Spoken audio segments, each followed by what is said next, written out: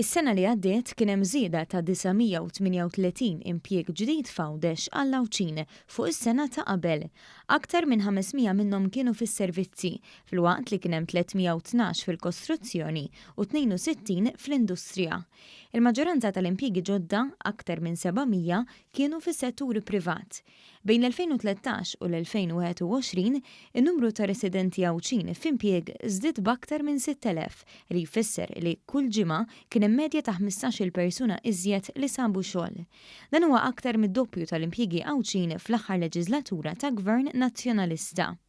Din l-analiżi għamlet tal-Gazzetta Kulħadd li nnutat kif il-maġġoranza tal-impjiegi ġodda kienu f'postijiet tax-xogħol viċin id-dar tal-impjegati. Fl-aħħar 8 snin l-impjiegi f'Għawdex iżdiedu b'aktar minn 5,000, medja ta' 12 impjieg kull ġimgħa. B'differenza, fl-aħħar leġislatura nazzjonalista kien hemm medja ta' inqas minn 2 impjiegi kull ġimgħa. L-impjiegi fis-settur privat iżdiedu minn 54% fl-2010 għal 65% s-sena li għaddiet. Imqabbel mal-2013, l-impjiegi full-time mal-privat f'Għawdex żdiedu bi kważi 90%.